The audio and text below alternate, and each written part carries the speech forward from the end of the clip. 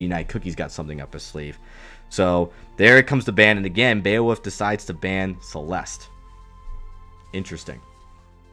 Yeah, well, I mean, it's still a good call. I think Celeste is always a factor. It really is. So with Vertigo banning Celeste, I think that there's something that they must know where they just don't want to deal with the Celeste. After being destroyed by the Kestrel, you have to imagine either they're planning to pick Kestrel or they're okay with playing against it. Well, I mean, yeah, maybe they're working on a counter to that because Kestrel is not OP by any means. You know, she does have her counters, and maybe they just need to think their game differently to approach that. Absolutely. So now the second ban goes to Team TAS. They have the opportunity. They know that they know they get the 2 picks right after Vertigo picks, so they have the opportunity to really be decisive with this ban, knowing that Vertigo only gets 1 pick. They're only going to pick 1 hero, and TAS can go in and pick 2 heroes that they need, a jungle, a laner, and a support. It doesn't matter. And that's really an advantage. It's really actually quite favorable to get those 2 picks, especially if you're just not sure what the enemy's going to play, but you know what you want to play, because it really allows you to play your comp better. So it looks like in kids, actually, they banning Blackfeather. All right, well, I can anticipate where they're going to go with their drafting, but Vertigo does get first shot at this, so we'll see what happens. Yeah, so Celeste again and Blackfeather, same bans as before from both teams. Now Vertigo being able to go on the clock first for their first pick. Yeah, TAS had that Blackfeather ban first, and then they got first pick, and they went with Kestrel. So they were basing their game around having Kestrel and not having Blackfeather in the game. So they knew where they were going with that first match.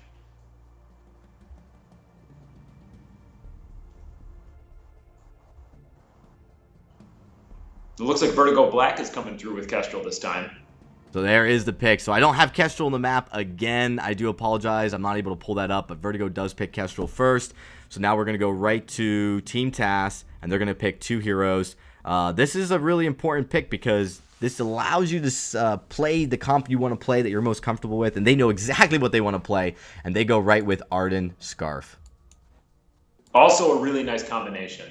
Arden synergizes well with Scarf the same way he does with Sky. He gives him that extra mobility so he can get his zoning damage in, he can get his Spitfire and get back out of the fight. Good call. And now Vertigo, they're actually picking up Catherine Vox, so they have the exact same comp that they just lost to. They're playing against Team TAS, but TAS, they're doing something a little bit different. So they've got their final pick on the clock. This is a chance they're playing with a Scarf Arden, and their final pick, very curious to see who they go with. And they go with a Glaive. Glaive. I love Glaive. Between Glaive and Arden, they've got some serious brawlers on the field now, and they're going to have Scarf, trying to get his positioning on the outside. Absolutely. And we've seen how good Kestrel, Vox, and Catherine can be together, so I'm trusting Vertigo's ability to execute that in the same way. Glaive's got a lot of health, which is a nice counter to Kestrel. If he builds up into that, we'll see what he does. Yeah, so same team that Vertigo lost to, they decide to play, and then Team TAS going with a completely different comp, but a very, very strong comp. And you see that kid's playing the Crystal Scarf. He was in the jungle playing with Kestrel. Now let's see if he's going to be in the jungle or the lane, because he could pick either. The skins are strong in this game. They are indeed. All the skins available are being picked there. Although not that Scarf Tier 3. That was a beautiful. That looked really good, doesn't it? It does. So hard to see exactly how it's going to look in the game, though. That was such a tease. I got to give Super Evo Megacorp a lot of credit for tugging on our heartstrings there, teasing us with a skin that looks so good, but we really want to see it in game, and we want to get our hands on it. Yeah, because they put him against that icy backdrop, so it's hard to really get the full feature of it. So Vox is going with the light shield to counter the early crystal damage of Scarf, which is formidable, so that's a good call. Yeah, so you actually do have Scarf in the lane, Midnight Destro playing Glaive down in the jungle. Midnight Destro actually playing support the last game, so now he's actually playing jungle carry. That's an interesting mix-up. You usually see supports playing only support. So that was the decision coming out of TAS to do that. And there you see it. Vertigo going in for the early engage, just like you saw in the last game against TAS. So those arrows being really, really strong. Midnight Destro still not level 2, though. He just got level 2, so now he's got his Afterburn, but he didn't have it there against Rix in the lane. You have to imagine if he had it there at that moment, he would have been able to probably trap Rix back into the battle and keep him from getting away. But Rix does masterfully dodge that. Yeah, that was trouble for Rix. He did not have his Sonic Zoom yet, so he would have been a tough spot. Scarf's getting a little chin music to back off a little bit in the lane. Yeah, and Rick's continually doing a good job in the early game creep score. The Kids this time is just a tiny little bit ahead of them, so they're about dead even once this wave clears. So Scarf being such a good wave clear versus the Vox. That it's really impressive that Rix is able to stay in this. Last game, though, Rix's Ringo was able to do a great job putting the pressure, but Rix isn't going to be able to play with that same style as his range is drastically reduced. It is, but he's handling that resonance really well. He's not missing any CS lately. A little bit of a dance going on in the jungle, but it looks like Team TAS is going to rotate up to the lane. Maybe go for the Afterburn this time. And nice disengage out of Rix. He knows that the timing is right for the rotation for Midnight Destro and United Cookie to come up, so he backs away. He doesn't engage too far and hit that side of the lane. And then you see Beowulf coming up to the jungle. Oh, he goes in for the stun, catches Kids. Kids can't get away. He's going to go down. Really nice combination between him and Catherine. He ate just enough damage, so Kids got a little bit confident that he was going to secure that kill, and he didn't see Catherine coming out of the bush on him. Great call by Vertigo there. So first blood going to Vertigo. They're able to catch Scarf a little bit too far over on the side of the jungle. He took a lot of damage out of Rix right before Beowulf went in, and then Beowulf's stun just held him there as he took all the rest of that. Sushi Kid, though, just going through, taking the farm. He actually sees Midnight Destro, shoots an arrow. Both arrows missed, though. Not the same level of Kestrel play we're seeing out of Sushi Kid as we saw out of Kid's last game, that's for sure. I don't know, Dragon. I'm calling hacks. I felt like that first arrow went right through Glaive's face, but it looked just like it went there. Hard to say if that was maybe just like a glitch in the visuals of the game. I thought it was right on. Second one was definitely off, though. Glaive is a very big hero, though, so his target box is probably a little deceiving to what his actual stature is. You see, actually, Beowulf being really good. Beowulf and Sushi Kid on the side of TAS's jungle. They're going in, putting a lot of damage on Destro. Sushi Kid actually getting stunned by Destro's Afterburn going in, but Scarf on the other side going to take him out. Rix comes right down, though, trying to put damage. Does catch out. Sushi Kid takes a Scout Trap damage. He's really low. Beowulf and Rix have been split, though, so they're going to complete disengage from that fight. They know it's not worth going in and getting another kill. So much damage out of Glaive and Kid, but Rix able to jump back up there and keep Kids pressured by putting a lot of damage. Kid's almost down to critical health. Yeah, not a bad call by Vertigo on that. They there was a little bit risky to go for the backs there, but Sushi Kid would have been out just fine if Scarf hadn't rotated down. Rix has got a little pressure on him here. He's probably going to hug the turret a little bit, but I think he's going to be okay with his Sonic Zoom. He's not in a lot of danger, especially this close to his side. You do see Vertigo coming back up. Beowulf popping a Scout Trap, coming up the lane, giving Rix a little bit more vision on his side of the jungle. You see a lot of pro supports do this to try to ensure that their laner isn't going to be ganked on his side of the jungle. They'll kind of just hang out there around their side of the bush and the lane bush to make sure that their laner can get away. Also help give them either a stun for peel. So you see that a lot, and there you see Beowulf now rotating down. Rix, pretty good position. Misses, does not get hit by that goop. So avoids a lot of damage there, able to pick up this creep score. And so Rix's 51 to Kid's 40 is a substantial lead. But we saw this last game. Rix was always out ahead in the creep score in the lane. It was in the jungle with that Kestrel that Team TAS did such a good job. They don't got Kestrel this time, so we're seeing that there's a little bit better jungle advantage coming out of Sushi Kid as he has 30 to Midnight Destro's 26 creep score. Yeah, and if you notice, Rix is building Vox a little bit differently. He went with the Aftershock, might be going into a Clockwork later. He's got the defense early. He's playing it smart. He's playing it safe because Vox can do a lot of damage. You just got to build him right. It's different from how he was built in the last game, and I'd like to see where he goes late game with this. I think his burst will be huge. Yeah, Kid's sitting on 1,500 gold right now, though. He hasn't shopped in a while. He's got very few items. Vertigo probably had the advantage there going in attack, with them only sitting on about 600 gold apiece. So very weak. But you do see they're finally shopping. He does finally buy some items there. Down to 500 gold. His ultimate comes out and puts a huge amount of damage. But the stun out of Sushi Kid was perfectly timed. And Rix and Beowulf, are they going to get a kill? They're going in. They're almost there. They pick up United Cookie is going to go down. But the slow coming out does keep him from chasing down Kids. The boots, though, from Rix, he does catch up. And there down goes Kids. It's only Midnight Destro alive. So, that impressive stun out of Sushi Kid was able to keep Vertigo in that team fight. It was his last dying wish to get that stun, and he got it. Really impressive play. He was trying to set up Midnight Destro to walk into that stun, but he used his afterburn to go straight through it. Looks like he's going to go down trying to fight off this gold mine. Well, yeah, Beowulf and Rix, he was trying to steal the gold mine and prevent Beowulf from taking it. Beowulf and Rix were actually pretty low. So you saw a really impressive play and positioning, and you saw the Stormguard banner out of Beowulf actually reflected a lot of damage out of Glaive. So he didn't get the gold mine, and he also took a lot of damage, ended up going down, and Vertigo still gets the gold mine there. So really smart play. It's still not a bad call, because that is something that could go either way depending on who's landing their abilities appropriately. So he was right to dive in, especially with Glaive's power. He could have taken both of them if he had just gotten the right drop on that. But no, Vertigo had the better positioning.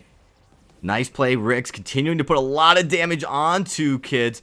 Oh, the snipe, though, does miss. You're not seeing the snipes coming out of Sushi Kid like you did out of Kids. Probably a snipe out of desperation just to kind of position Kids there. But really, really, really good play. Rix able to put so much pressure.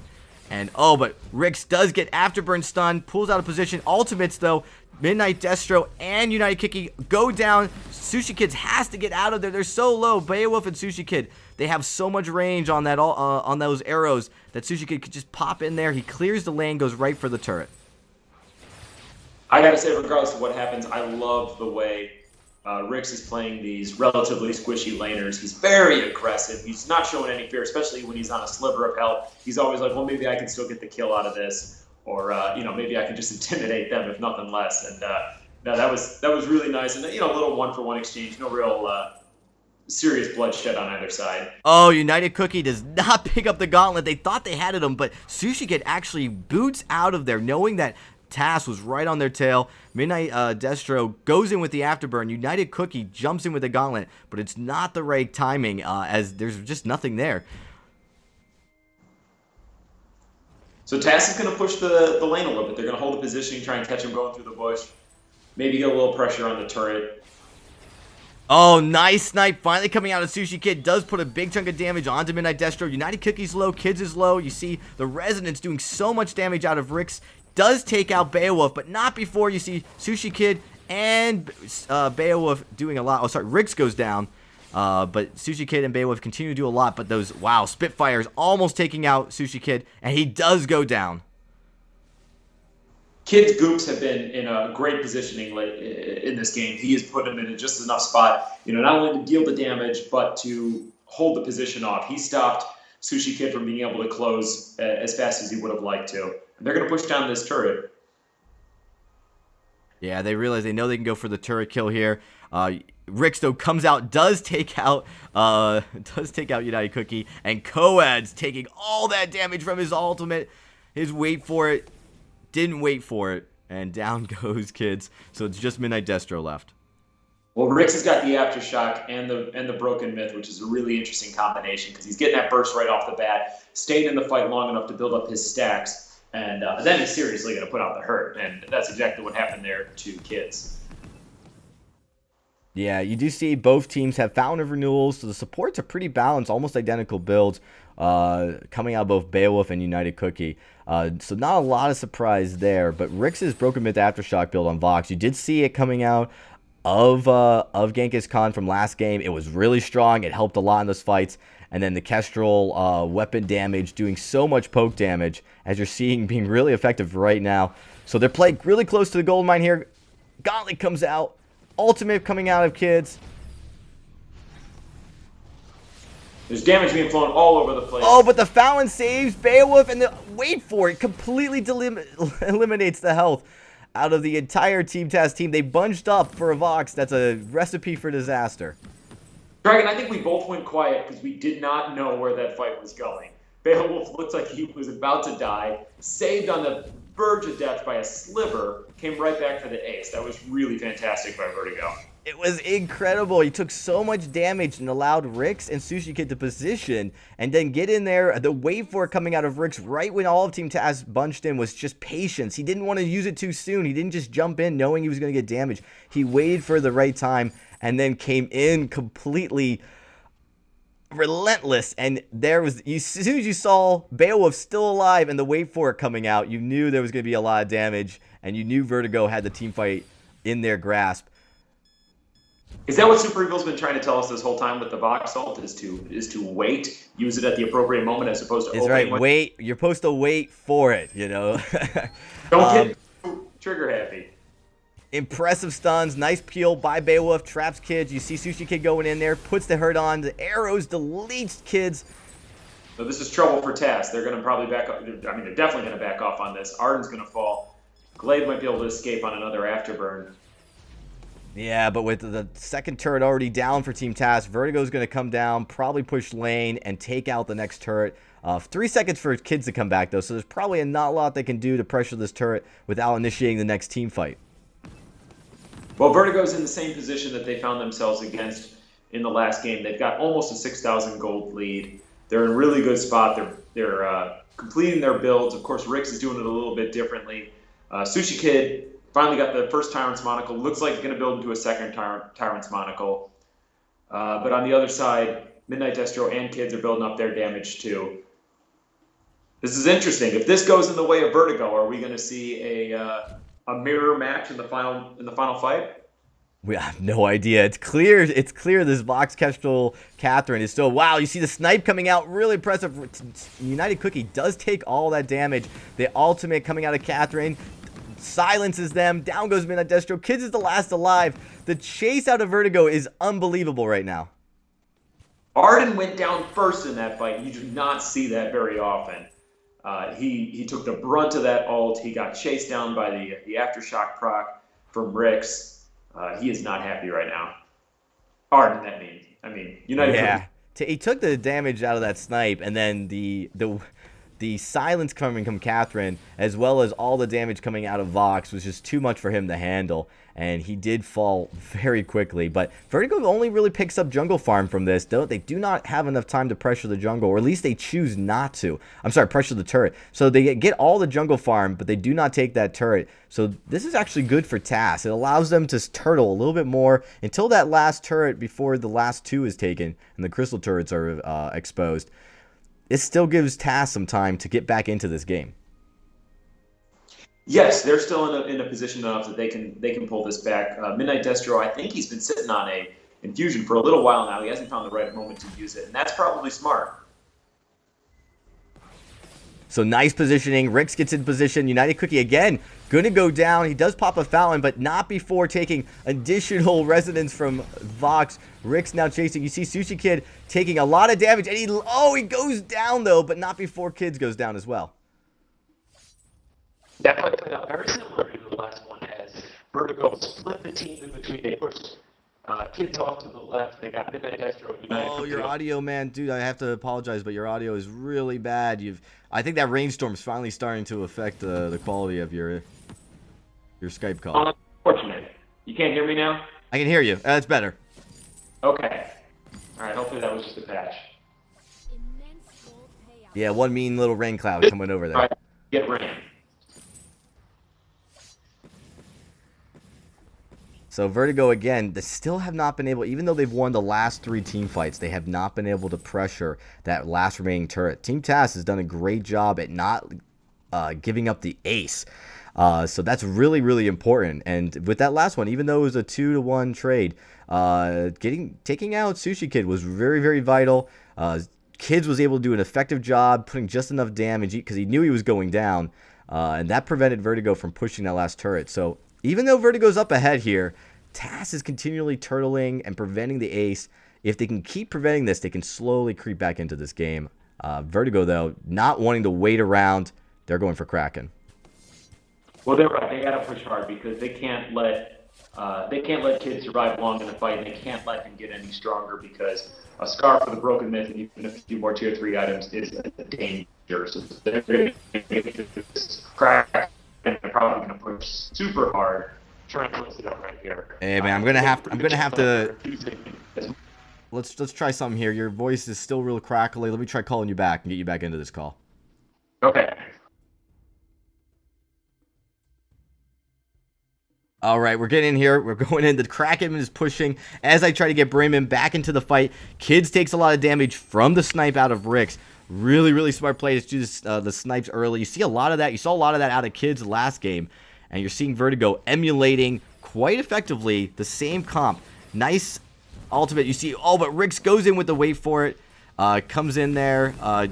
Goes in, almost takes down Kids and Midnight Destro. He does. He goes all the way, even with the turret still alive. Chases down Midnight Destro. Takes him out. Kids is the last of remaining again. He's going to be able to put out a how do I sound? Do I sound all right? It's still a little rough, man, but the game is starting to wrap up here. You do see the nice snipe. I think it missed, though, coming out of Sushi Kid. But they're going for the last 2 turrets here. And it looks like Vertigo will have the second game.